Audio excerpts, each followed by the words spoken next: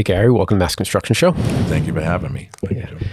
Gary, when I asked you to come in, I was thinking about doing two things. One, kind of continuing the carving your own path episodes that I do, where I speak to people that just don't follow the typical career path, whether it's from an APM to a PM to a PX or a field engineer to an assistant super or whatever your path is. I find the most, maybe that's not a fair statement, but to me, the most interesting people are the people that don't follow that path. And ironically, they're in a lot of cases the happiest because they just did what they enjoyed. Now, and I think it's kind of unrealistic to say, follow your dreams or follow your heart or whatever. Well, you still have to make money, right? So I think there's a line, like how can you be pragmatic and be yourself and do what you enjoy? And I think you kind of exemplify that. And I also wanted to have construction content creators on, because there's not a lot of people in the construction industry creating content. It tends to be more in like the single family world. There's a lot of folks, Nick Schiffer and a lot of the different podcasts, and even on PBS, you can watch This Old House. There's a lot for that, but people in commercial construction, there's not a lot of people doing content. So you're the first. And then I have Blue Collar Bobby, a sprinkler fitter. I don't know if you've ever seen him. And then I have another gentleman in mind, and I want to bring in some construction content creators. So you're here in two worlds. You're a carving your own path guy to me, in my mind, and you're a content creator. But just for folks that may not know about Roadplates, what is Roadplates? So a Roadplate is just a steel plate, 1 inch thick, that you drive over every day in the streets, whether it's downtown Boston, downtown New York, over a bridge, over an expansion joint. When a contractor can't complete a water line or a service across the street, rather than fill in all their work at night, we go out and we put a plate over it, allow the traffic to flow, and they come back the next day, they pull the plate, they do their work, they move on. So it's a two-world type of business. We're providing safety, and we're also keeping the cost facilitating a service that helps the contractor keep the cost down, rather than redigging it and filling it in at night and going back. Yeah, and then Roadplates as a company, you obviously provide road plates for sale and for rental, but you do a little more than that, right? Yeah, we do. I do trench boxes, and I do small shoring projects, which are like hydraulic pumps. So a contractor gets in a situation where the pipes were supposed to be at 6 feet, now they got to get down 8 feet, and they're not prepared for it, or they got water in the hole. So we'll run out and give them temporary shoring.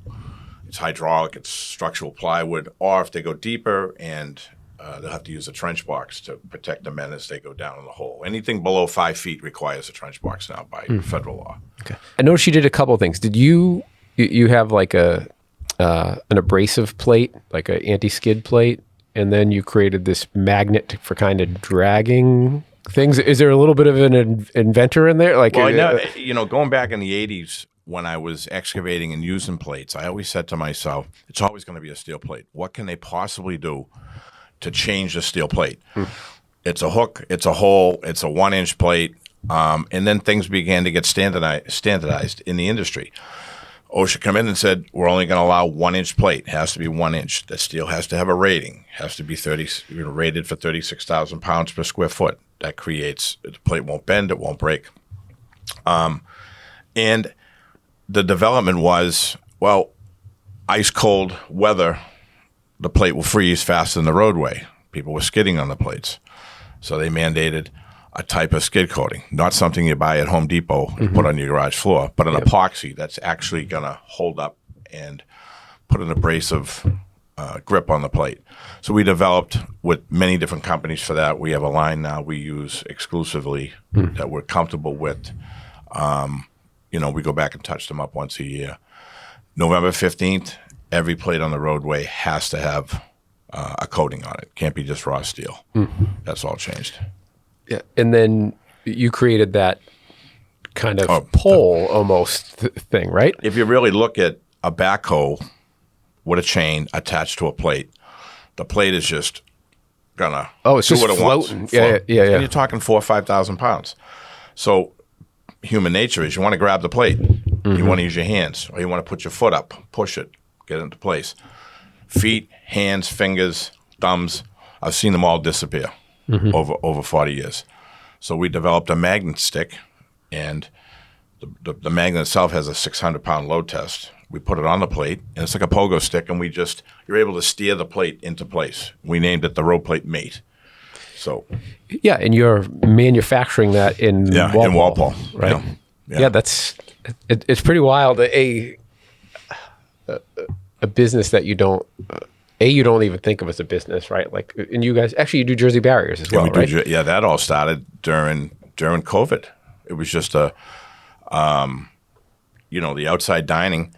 I had 2,000 barriers sitting up here in Waltham on a rented lot, and my video guy said, "Hey, let's make a video about outside dining and Jersey barriers. They're rated, they pin together, they weigh 4,500 pounds each, and let's present it." And we did a YouTube video, and I put it on Facebook and other media platforms, and the phone started to ring. And then some of the restaurants were really crushed by finances. They didn't have the money for us to deliver them, set them, work with them on the permits. And we financed a lot of the restaurants. We let them catch up a year later and pay us as they started to get back. That's awesome. But it turned into the Jersey barriers it's another division that we have that I never planned on. We fell into it. Yeah. I went to school with, you obviously probably familiar with Lydell Brothers. Oh, yeah. Barry Lydell, I think, was the father. That must be the dad, right? Yeah. And they do, for people that don't know, they do the orange barrels, the safety barrels with the blinking light. They do Jersey barrier. It's kind of this thing like, who gets into that random, piece of concrete that you're going to stick on the side of the building? And it's definitely a vision. It's listening to the industry. It kind of evolves. Like a steel plate. People would think I was nuts 40 years ago, renting a plate for $4 a day. You know what I mean? Out in the mountain. It just over life goes on, and it was a side hustle for me. It wasn't even my real business, and that's and I ran into financial trouble in '93, working. Boston Gas went out on strike, and the accountant says, "Where are all these steel plates?" I said, "They're all over the city," and they're like, people are actually paying $4 a day for these things, We had 2,000 of them on the roadway, and that's how we evolved full-time into Roadplates. Huh. Yeah. Now, you came on my radar mostly because, you were, I would classify, and I don't even know what the technical definition of this is. Funny that I'm going to say a technical definition of this term. I don't know what the technical definition for shit posting is, but like, to me, it's just, you're just saying what you're going to say and just kind of letting things rip. And, your stuff would make me laugh. And I'm like, I can't believe this fucking guy's doing this. I've been hauled into many boardrooms. Yeah. So to explain my sense of humor, I guess, a personality. Yeah. And I think my question, or what I'd like to know is, were you looking at it as, okay, I am going to consciously do this outrageous content to get attention for the business as marketing? I don't mean attention like, I want people to not look at me, but like every business needs attention. If they don't know you exist, the great thing, it gets repeated over and over again. People do business with people they know, like, and trust.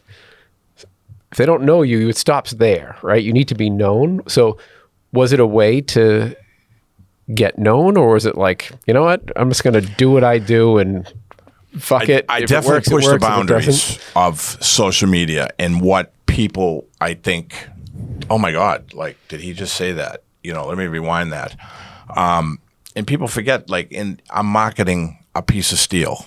How am I going to get you to look at it? You want to just watch a car go over it all day long? They want to see the background of the guys I work with, my truck drivers, my office staff, the welders, how things are really made. They find that interesting. And then I come in with, I'm not a wise guy, but I'm more or less like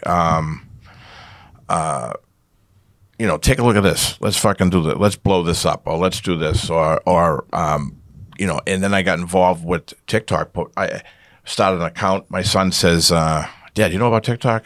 And my son's now 32. Mm-hmm. I didn't know what it was. Mm-hmm. He said, well, I just emailed this guy down in North Carolina, and I sent him a hat, a Roadplates hat. I'm going to take and this whole friendship began. And next thing I know, TikTok blows up. I'm pushing Roadplates. I get a little more. I understand the content and where it's going. And we developed, the GFYM, which, it's we're truck drivers, and it means go fill your Michelins. It really means, go fuck your mother. Your mother, Well, and that's the thing. Like, I would see that regularly on the content, and I'm like, what kind of business owner puts "go fuck your mother" on the side of their truck? But I'm like, it's kind of genius, because it's really, I think, know your audience, right? Yeah. And I'm not really talking about anybody's mother. It's just like it's like when the Italians, they lose an argument, they're like, go fuck your mother. You know what I mean? Joe Pesci says it in every Italian gangster movie, Yeah, it's funny that you say that, because I remember growing up, like a saying within my family, because my mom's side was all Italians from East Boston. Like, if you stubbed your toe or something, it was like, it would be your sister's fat ass. Right? Yeah. And so I grew up with just normally like saying your sister's fat ass and this and that, and it's just one of those phrases that it's funny. Yeah. And but your audience, like you said, it's truck drivers, it's people in construction, it's people out there in a backhoe digging a hole. Like, we're in construction because we don't want to sit in a cubicle and be in a buttoned up office. And we want to chuckle when we walk into the Porta-John and see some drawing, or like, that's just who we are. And I think people will run away from it because they think, well, this is a business, I have to act professional. But once you grab the truck driver, the worker, the laborer, the layperson, the superintendents or whatever, and a lot of them are like, hey, 50% of them find us on social media. It's grown. Business cards today aren't really. You give a business card to somebody, and they put it in their pocket, or a coffee cup they have that they store them in. Yep. But putting it out there and giving them a way to find you, I'll call it "Go Fuck Your Mother" guy. You know what I mean? It's accurate. It's accurate. Yeah, I explain. I do explain to people about it. You know what I mean? I'm not insulting your mom. You know what I mean? Fridays we develop "Fuck Your Mom" Friday. Yeah. We do a video going, "Hey, fuck your mom." People do get offensive to me, or say, and I say, "Well, dude, don't take it to heart. We're not being racist. I'm not calling. It's just that's my marketing. Yeah, and tell me this: Have you been DM'd on a social media platform for work? Oh, yeah. Yeah. All the time. I have as well, and I'm not nearly as prolific as you are with the amount of content and everything you're doing. But sometimes people are stunned at that. And I'm talking B2B, right? It's not like someone's DMing me and say, oh, can I get a hat or whatever? Business to business. Hey, I need, can you look at this? Can you price this project for me? I've got work in Atlanta. This week we're in Virginia, Maryland, West Virginia. We're heading out to West Virginia on the Pennsylvania line this week. What a job. It's insane. All you got to do is answer the phone. A lot of people, they want to talk to me. They'll hit me up social media. They'll DM me. Hey, can you price this out for me? Here's my cell phone. Text me. Here's my email. You may have the specs. That's all you have to do. And the hate of the trolls are always going to be there. You're always going to get someone that's going to mouth off to you or whatever, and you can ignore it, or it might lead to something, I had a guy message me last night about a plate job up in New Hampshire, and I texted him, and I was like, oh, are you drunk? And he goes, well, no, I don't drink. And I said, well, I'm at Buffalo Wild Wings, and I'm having a drink right now. And I said, I kind of lost my buzz talking to you. And he turned around and he goes, well, I'm on my way to the Packy to get another six pack. I said, I thought you don't drink. He goes, well, who tells the truth on social media? You know what I mean? Oh, that's funny. But I got a rental out of the guy for 6 plates for Monday morning. It's just, I guess you don't know what's on the other end. Yeah. Do you have a sense of implications on your business? As far as? Like, this is just, obviously you're just speculating with this answer, but like, do you think you're doing 20% more business because of the social media content? Way more than that. Way more. Way more. Way more. Everybody, not everybody, my established clients for 40 years, we have 3,800 clients in the computer as of, last month. We hear from them in cycles, we hear from contractors, but there's day-to-day every guys that just call on us all the time, every day, 7 days a week. Can you be out at 8 o'clock? But then we develop, I bet you 40% of our business, the growth, sales, and rentals outside of Massachusetts is social media platform. And most people are like, hey, can you have, like the Roadplate guy kicked, and if he can't come to the job, can we just talk to him? Or can you give me a T-shirt or a hoodie? Yeah. Yeah, you were supposed to bring me one. What the fuck? You got one coming. Yeah. But that's my business card today. No one I have business cards. Yep. I'd rather give you a hoodie. I called an insurance agent yesterday over in Quincy. I wanted to get a quote on something. And she said, it's strange you called. She said, I have your hoodie on today. Now, I'd never spoken to this woman in my life. That's wild. But at one point, her husband called, and I sent them 2 hoodies, and she happened to have it on yesterday when I called. That's funny. So that's the marketing. Yeah. The hoodie.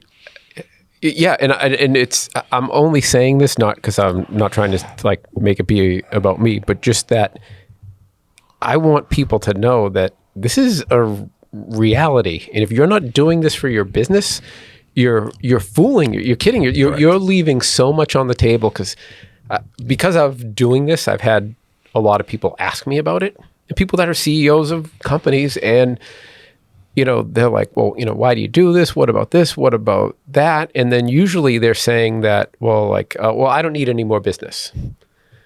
I'm like, well, that's fine, but would you want better clients? Would you want more profit? There's so much that you're leaving on the table by not doing this. And what I was going to say is, to your point about the reach, I was in Atlanta 2 weeks ago teaching because of this podcast. A guy was a listener of the podcast, wanted to get his whole team up to speed on NFPA 241 stuff and impairments and stuff like that. And I'm down in Atlanta. There's 3 of us, and a couple of part-time people. I'm not some giant corporation, but hey, they were a big player in the Southeast. They worked in about 6 states down south. And who knows, are they now a client of mine? That would be great. It's fair. Right? You just don't know you don't know what's out there. I mean, you know what's out there, but the phone rings and you pick it up, you answer the call, you get the call. They don't go on to the next person. Yeah. And the same thing even about like the sweatshirts. And I don't do nearly what you do, but there's a woman who was a super on one job. She sends me a picture one day, guy in a mass construction hoodie that was bought from the store that we have. Like this, a lot of times we just giving them out, just like you, but I have a store in case someone wants something. And I do like those mugs that you have in front of you and stuff like that, right? With little like sayings on the back. The guy washing out the concrete truck is in a mass construction hoodie that he bought from the store. And she's like, hey, look at this, that reach is just tremendous. And to see it, to actually see it in place, like it works. So is it that guy that is, driving for Boston Sand and Gravel and is listening to construction stuff along? I don't know, and I can't even make a tie back. Mm-hmm. That's how like far the tentacles go. You gotta trust it. You gotta trust that's the people like it, or you somehow reach them and I'm going to get a hoodie. I'm going to spend $50 and buy a hoodie off his website or whatever. It's marketing. It's really, but it's adjusting to what we don't know, push the boundaries a little bit, you know? Yeah. And I think it's a connection building too, right? Because you can market, but like you can put a banner out on a website or a pop-up or a ad in the Globe, but that's not building any connection, No. right? You want to connect with the superintendents on the job, the lay people that actually know what they need, Yeah. and they need it now. You know, or I need it at 8 a.m. tomorrow morning. What are you doing that is connecting? To like the supers and stuff, just communication. Pick up the phone. I answer every phone call I can. Yeah, but forgive me, with the content, like, is it humor? Is it educate? Like, what is it that you're providing? It's me being me. I just kind of put a spin on it a little bit to connect, to give you a reason to say, I'm going to give that guy a call back, you know, and listening to what they actually need. You know, online, I'll pull a few pranks here and there, but I'm really serious and passionate about what I do. And that's the ultimate end of where I'm going with this, you know, is the end result. People see the marketing and the humor, but then they also, if you go deeper into it, you'll see the trucks and the equipment and the handling and the safety that we push, you know. We're just not, you know, schmucking road plates around the town. You know, we're trying to do it and educate people about them. Yeah. Will you talk a little bit more about the safety side of it? Because, you know, you're not beating it over anybody's head, but every once in a while, you know, you usually see a pretty sincere post with respect to safety. And then there's that Tail of Things guy. I'm not sure what. Zach Tail. Yeah, he's a very knowledgeable kid. Yeah, safety. He's all about trench safety. Does he work for you or somebody else? I met him off TikTok. Okay. He just hit me. Is he local here? Yeah, he's Salem, New Hampshire, Rochester, New Hampshire. Okay. Yeah. All right. He's done. I know he's invited all the time out to the Con Expo show in Vegas. He's done, podcasts out there, and he's done local podcasts. I talked to him yesterday or the day before. We talked about the Riley explosion that just happened, I think out in Milford 2 nights ago, where one of the laborers was jackhammering into the street, and the jackhammer hit a 15,000 volt power line, and they had a massive explosion on the job. I'm not sure if there was a death or not, but I know there were some injuries. Oh, I'm sure. To that, and we were on the phone talking about that. I think it was last night. Yeah. So, yeah, your thoughts around safety and kind of where I see the passion leak out here and there over it. What's, you know? So it all started was renting a road plate was easy, and then, you know, watching the safety of the road plate, or the plate's not balanced right, or the contractor is new or doesn't know what he's doing, we eventually started to make changes into the plate. Like, we install a nut in the middle of the plate. It's a hardened nut, it's aircraft grade material. We weld it in. It looks like a flying saucer when it goes in, and we just fill it up with weld. But that rating, one nut will hold 11,000 pounds. 2 nuts will bridle for the 8x20s. So we're giving stability to the contractor when they lift that plate up. There's no dropping, no fingers. And is there not an issue with having a raised up portion on the plate? Flat. We have the plate. We have them in 3/4, 1 inch, 1.25 inches, 1.5. So that if it's a 1 inch plate, we put a 1 inch nut. Okay. 1.25 thread, 3 spins, and then nut. So it's recessed into the. Recessed into the plate. But the lifting device is a coarse thread. So you spin it 3 times, it's flush to the plate, and it's all the way in. So it's not like a fine thread where you got to actually turn it 25 times to get it down. Yep. 3 spins. It's just a quick way. It's safe. Yep. It's expensive, but once it's there, and they love it. People call them. They go, make sure we want plates with nuts in it. You know, add that, the skid coating, and then the stick to handle. When it comes off the truck, or it's being moved with a backhoe, you don't want the guy, his hands and his belly right up on the plate, or his foot trying to put it in place. Yeah, and the tagline only is good on a pull, right? And I think that's what I thought was neat kind of about that pull, right? It's a magnet on it, so you can push and pull the plate. Steer it right where you want it, and put it in, and then it snaps right off. And it's a safety factor. We deal with all the major utilities. They love it. They don't want Eversource, National Grid, Con Ed, Columbia Gas, even if they're still around. They don't want injury. They're safety. They don't. It's not a question of money, but with them, they want everybody educated. Yep. And I'm like, it's just a steel plate. That was my thought 40 years ago, not today. Today it's...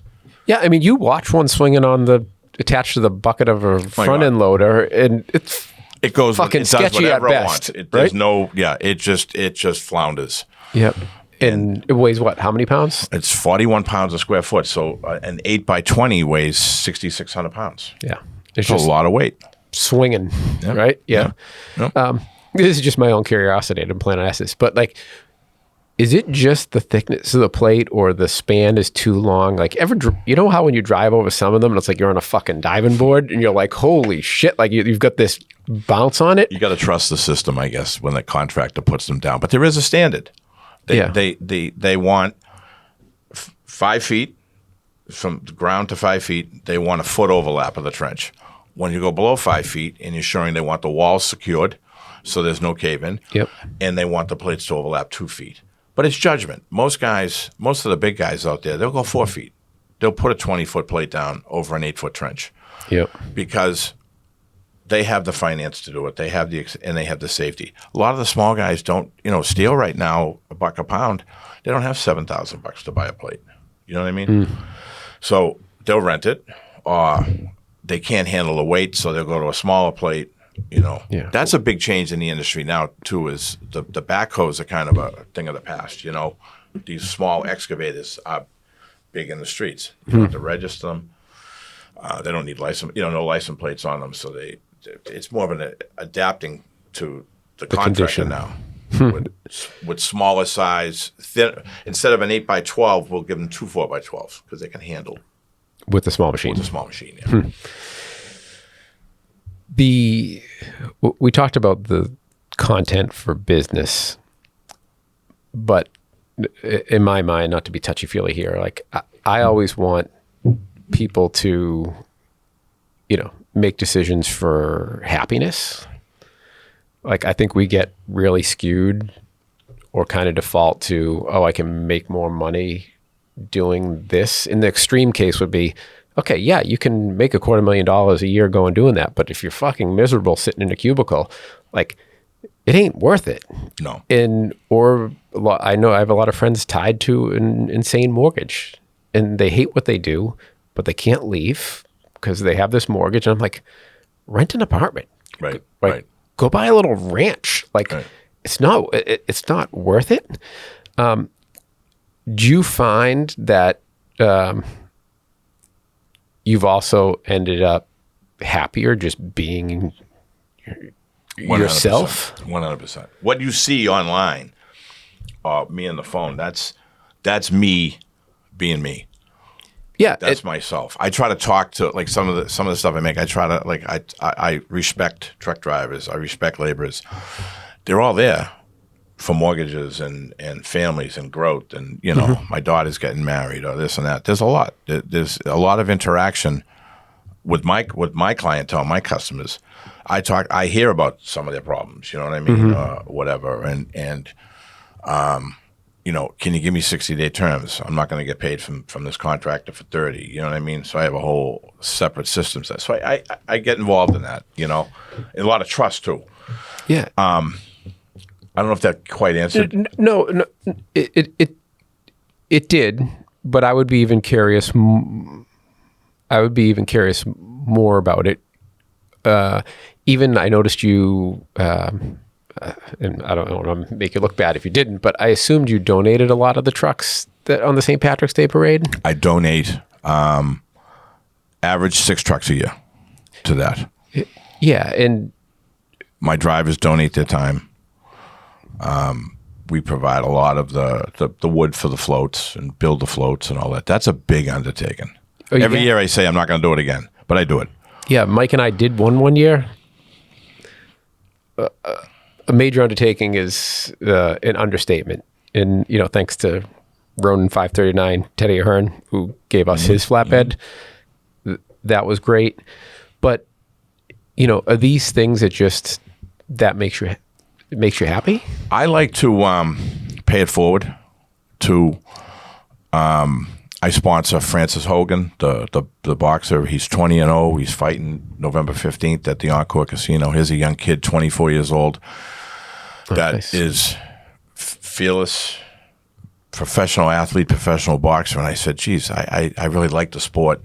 I'd love to I don't know, maybe Help somebody out. help them out, you know, and then afloat is great. And it's just something that Mike Caputo with the music industry of what's actually, Mike's been present in the South Boston. Everybody knows who Mike is, you know, in different bands and different people he promotes. And it's just, I feel good about it. But once those trucks leave the Broadway Bridge, I go back to Walpole. Yep. Because I grew up in South Boston. I've got 50 years of, you know, parades. Yeah, you don't. And everything. And I'm like, it's exhausting. Yeah. when you're almost at the end, I'll meet you over at South Bay Mall when we disassemble and break everything down. But I go home and relax after that. I've 50 years. I've gone through Wacko Hurley's house and followed the band through and come out the back door and back in the parade. I've seen everything you want to see in South Boston. Yeah. But it's big. I feel good about that. Yeah, because and so the reason I'm trying to connect the two dots is it's none of that would be like sponsoring a boxer and like, you know, maybe like, I don't know, is anybody in the parade renting from Roadplates? It's probably not, I mean, maybe. Look at the exposure though. People say that, like, how many people come into South Boston? 2 million people, maybe 3 million. Yeah. It's televised. Yeah. So I look at it as I know my color's unique. I know my logo's unique. They might not know what it is, but it stands out, you know. And I guarantee you that over the course of a year, hey, I saw your trucks on TV. I saw them go by the library where the stand is, or I saw them in the parade, or they're on a balcony. I probably have 300, 400 Snapchats or pictures that people send me. you. Hey, I saw yeah. your truck today, or whatever. Yep. I got a good friend, Johnny and Trisha. They're from Woburn. I met them over TikTok, and Johnny will volunteer he'll drive off the planet for any type of passionate charity we do, whether it's a parade, whether it's for diabetes or suicide or whatever. They'll come in and do any truck show, you know, for me. And it makes it easier on my end than having my drivers come in and, you know, we got to do another parade. It's fun. It's actually fun. I enjoy it. Yeah, and I guess that's where I'm going. It seems like you're doing things that you're like, you know what? I'm gonna do this. I enjoy it, or this is somebody I want to help. Maybe it's good for my business. Maybe it's not. But at the end of the day, the feeling that I get is you make the decisions based off of what's going to bring you the most happiness or enjoyment. Is that yeah? I'm not an attention whore. Like, hey, look at me. I just filled 6 trucks is a lot, and I feel good about it. You know what I mean? I watched the build out. I got some, even the carpenters volunteer their time. Paul Tobin and Jimmy Keneally, they come out and they'll spend 3-4 days out building those floats, you know. And I just call them and say, guys, I need you this year, do this. So I feel it's really it is good. A good thing. Yeah, we pay for all the permit fees. You know, the city charges us per truck. We take care of all that. It's $150 a truck or something. Yeah, that's great for the fees. Yeah. When you do post, was it challenging at first because I felt that way early on too, because I don't know, most people are raised to be, like, don't show off, don't do this. And I think a reframe that helped me was a lot of my content is educational. So I'm going to share information that people need and people will find useful. And if I can help educate people, it's not about like, oh, I want people to see Joe Kelly or mass construction. Like, no, it started as like, you know what? I can help people and I can educate people. And then I kind of morphed into like, well, I'm here. I'm going to have a little fun. Why not? While I'm there. But where you push the boundaries a lot more than I do, right? I mean, like, let's be frank. I saw a post the other night where it was a stick figure of two people in a particular position, and it was like this many days till Christmas, 69 days till Christmas, yeah. right? And I'm like, oh, okay, that's that's a different one. And But you saw it, and it is stuck in my head. stuck I'm in just your like, head. is he fucking just out of his mind? Because the post in itself wasn't funny, but the fact that you would post it was very funny, right? Just because it was so absurd. It wasn't graphic. Or Yeah. Stick figure. It was just like a Sharpie on a piece of paper with you looked at it, and then it's 69 shopping days till Christmas. Well, 'cause everybody knows 69, so it's Yeah, but you like, because I stopped myself for a minute. You're like, this many days to Christmas. I'm like, what?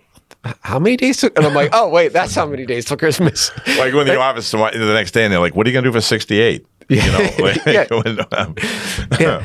But do you ever? Because there's been a couple times where I have paused with stuff because I'm giving my opinion on a topic, and it's not even sexual or political or related. It's none of that stuff. But I'm like, oh, this is probably going to offend some people, just because they have a different opinion and they might get upset over it. Because a lot of people have hang-ups about different things, right? Like, because unfortunately, this sounds kind of silly, but like, politics has kind of morphed its way into the building code and definitely in zoning codes. Mm-hmm. People feel passionately about neighborhoods and committees and meetings and all that. Yeah. So I do get some blowback on it. So there's times where I'm like, I don't know if I don't even want to post this because I don't want to deal with it. Do you have those hesitations? And then I guess the follow up is then. Let me stick with that. Do you have that? Do you have the hesitations? I do. Whether I actually push enter to put that to post it, I do it sometimes. Will you send me the file of the stuff you didn't post? my son Ryan's the biggest critic. He'd be like, "Dad, I don't know if you should have posted that, or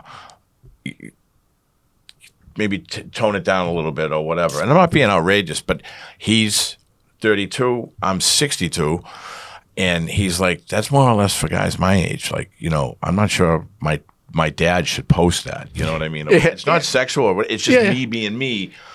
I want to grab your attention for a reason. I want you to go further and look at what I'm really doing.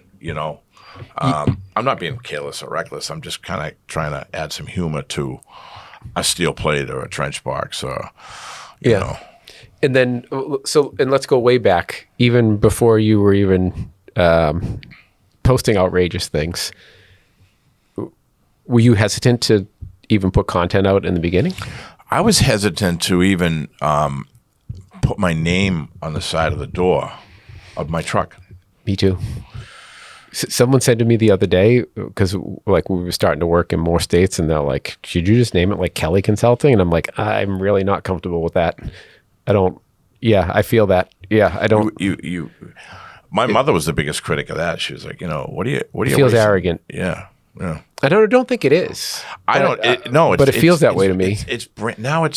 It's like brand recognition now. It's like mass construction. I even look. It's now.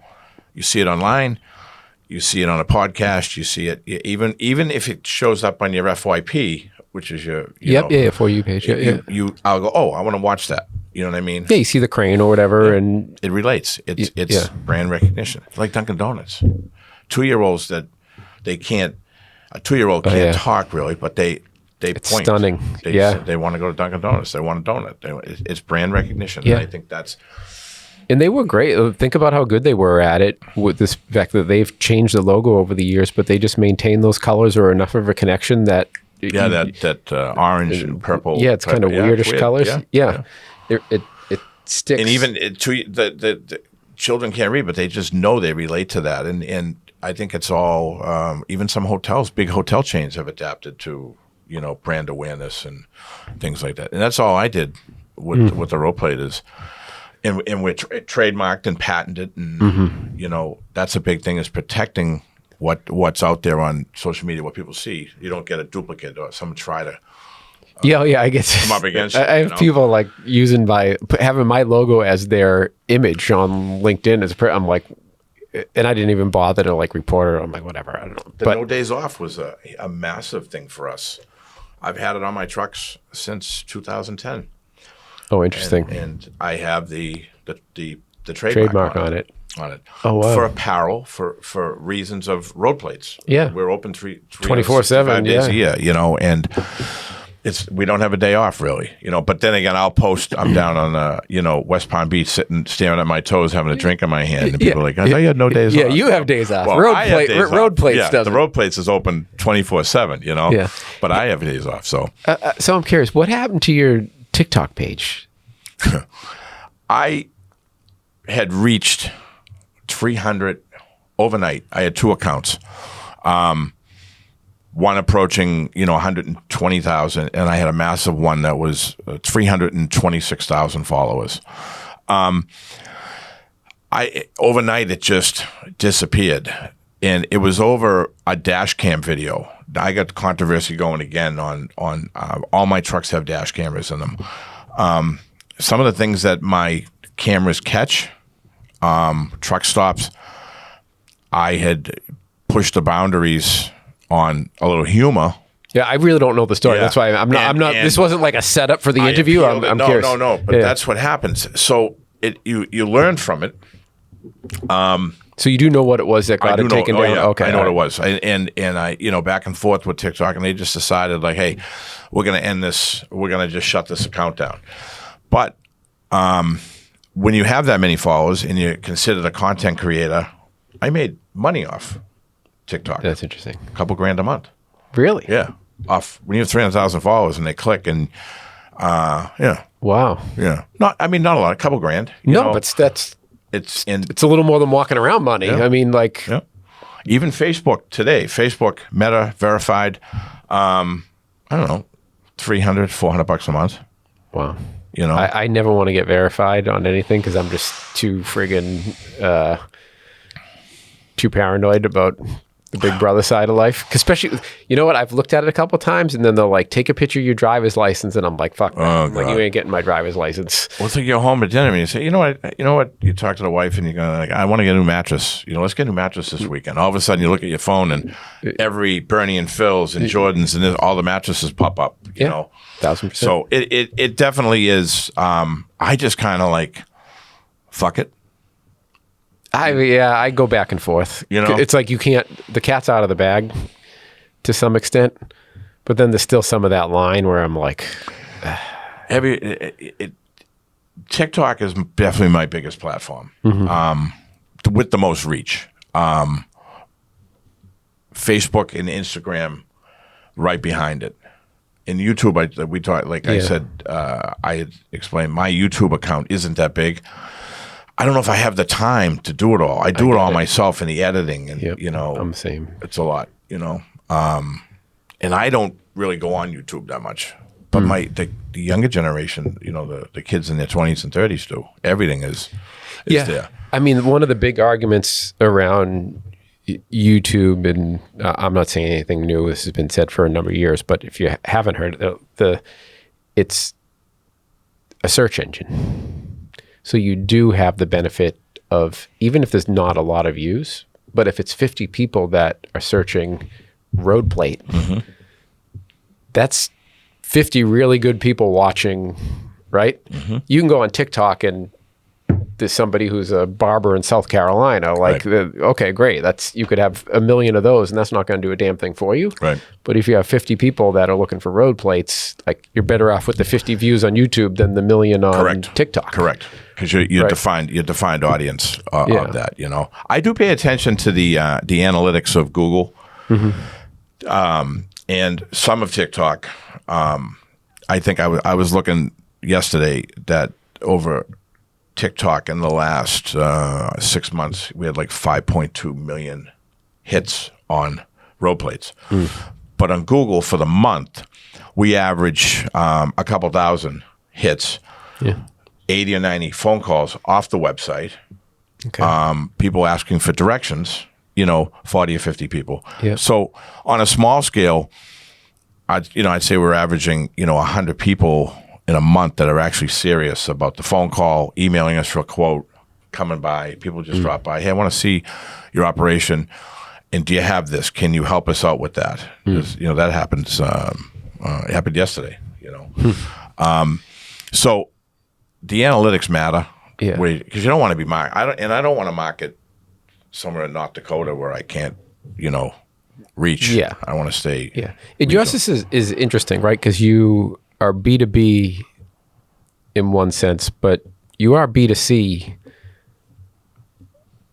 in some, in kind of like B2C in some ways, where it's like, okay, it's a restaurant, they need a one-off thing, right? I kind of feel like that's more B2C. It's not someone in the industry. It's a random person tangentially that... It all comes back, like you mentioned, the Jersey barriers for the restaurants. We were direct with the restaurant in the city, and police details, everything required to be safe. People don't think of that, Yeah. And you got to have a detail with you when you're working in the middle of Hanover Street or Broadway in South Boston or Newbury Street. Yeah.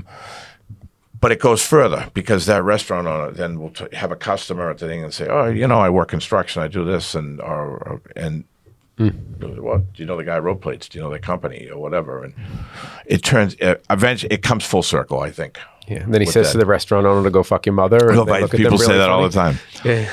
That's the biggest laughable. I have fun with that because I was in Home Depot the other night. I was in like aisle 12. I was looking at stainless steel bolts and nuts I needed for something, and all of a sudden there's an opening. He must have been in aisle 11, and he yells, "Hey, go fuck your mother." And I'm like, what do I say? You know what I mean? Or the fist, the big, my friend Mike Sharp, Big Dad has got it tattooed on his knuckles. Tattooed on his, on his knuckles, Next level, yeah.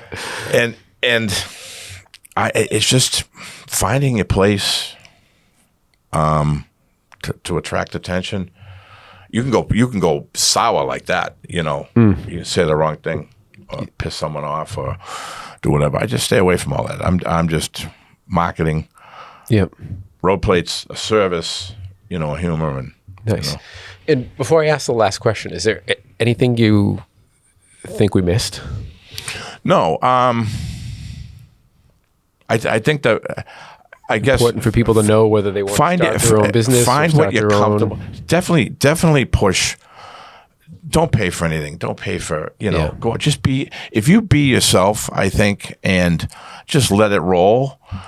You're always going to get hate. Yep. As a matter of fact, the license plate on my car is high hater, and that comes from the hate. That people don't even know what you do. They just want to naturally hate, Stay away from all that. Stay away from the negativity. Do what you do, and be the best at it, and post it, and show the detail. People want to see detail. People want to, if you're in the carpentry business, they want to see the cut. They want to see the miter. They want to, all that's, I sometimes like, wow, how are they going to do that, And just go with it. Yeah. Yeah. Leave politics, leave religion, leave all that out of it. Yep. I think that's where people go wrong. Yes. In my eyes. Oh, yeah. And the people that will want to interject politics into and you're like, dude, I've said nothing about any of that. It's not interested in it. Not interested. Yeah. Go away. I stay out of it. Yep. But I think that's be yourself. I think talking to the people, I get more interaction when I'm explaining something, and getting the guys to laugh. Yeah. In my office, we have a good time. Like, it's fun. I'm a wise guy to them. Even when I'm mad, I can't be.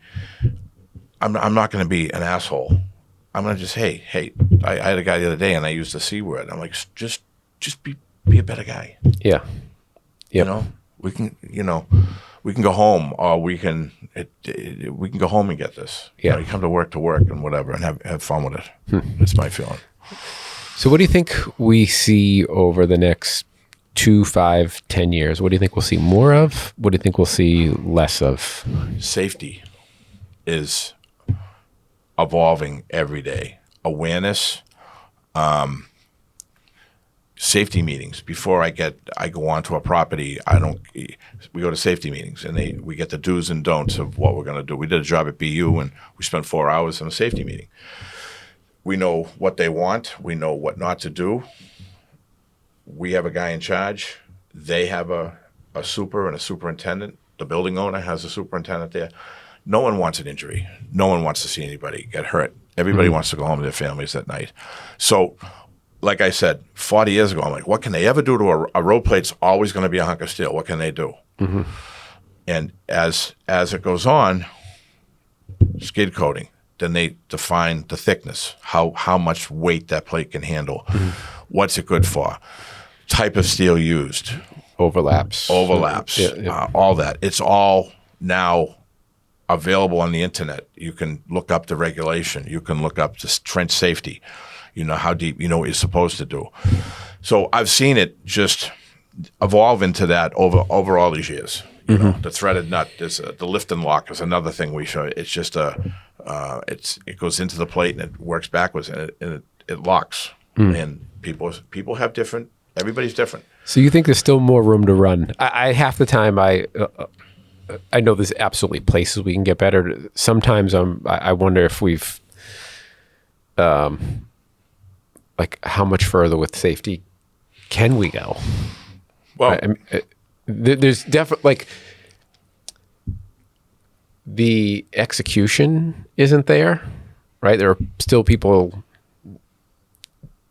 doing stupid things, frankly, right? You know, and making poor decisions. And I'm one of them some days where like even working on the house where you're like, okay, I know I should do this, but I'm too lazy to go downstairs and do that. Like we're kidding ourselves if we don't think that.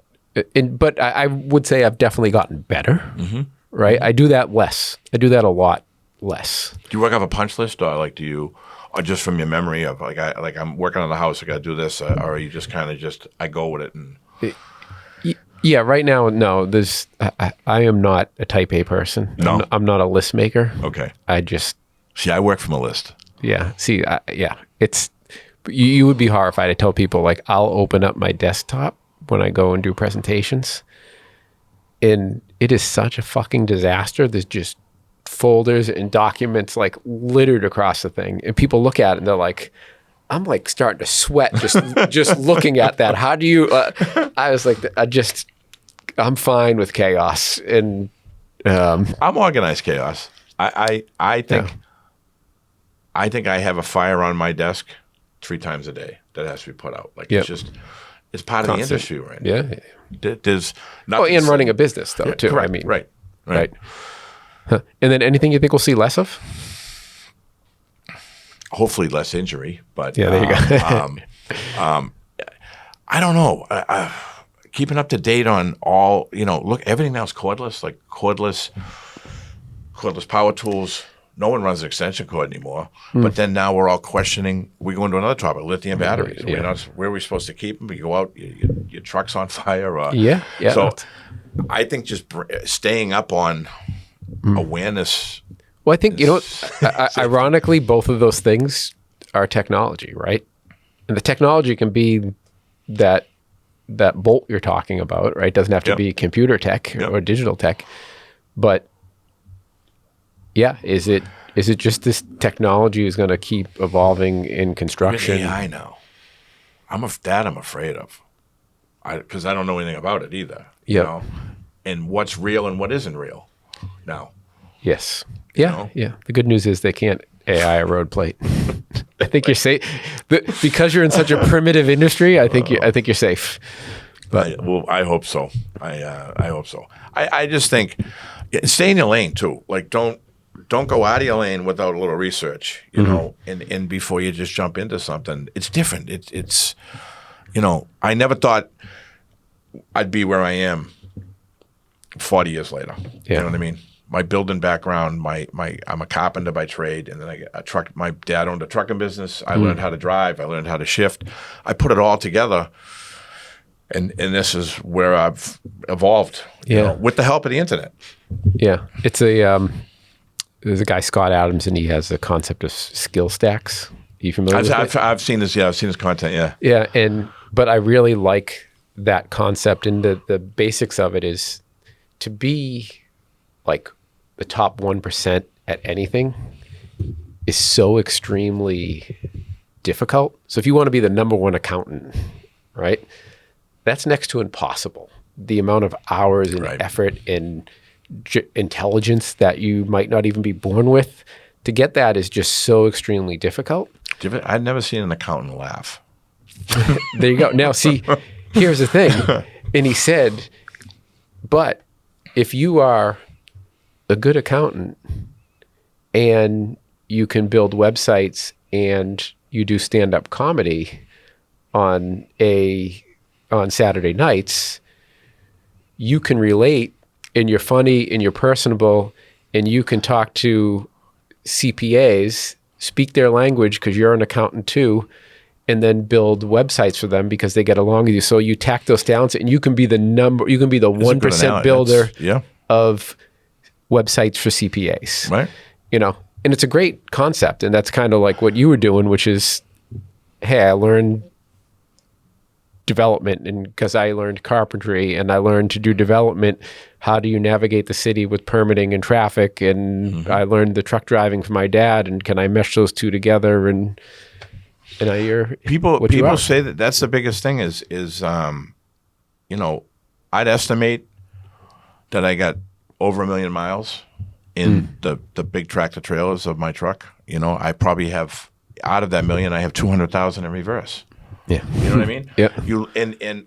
It's wild to think about it, but yeah. It's true. I backed into more job sites, and I went out the other night for a job up in Lawrence. I didn't have a driver, and I took Francis Hogan went with me, and we went out about 11:30 Saturday night for a delivery up in Lawrence. And one of the yard guys says to me, "How are you going to get the truck back in the yard? We back in." And I'm like, "What do you mean?" He goes, "You're going to pull in?" I went, "I've been backing in this yard for 30 years. You know what I mean? I'm going to put it in right just the way it goes in every day, And they don't expect that as a business owner, Yeah. No, that's a great point. I'm a truck driver, and the big rigs, and what you see that's my passion, the paint, the chrome, to make them look good, you know? I love it. And it's not a shit box going down the road, Beautiful. So, all right, Gary, well, thank you. This was great, and I think people will leave here motivated. They're going to get a good laugh, and maybe it motivates one or two people to kind of lighten up. The go fuck your mother thing, you know what I mean? It's really God-fearing young men. Yes. It's well, Gary, go fuck your mother, Gary. Fuck your mom. Wait, what day is today? Friday. Oh, fuck your mom Friday. Go fuck your mom Friday. All right. Fuck your mom. Thanks, Gary. Thank you.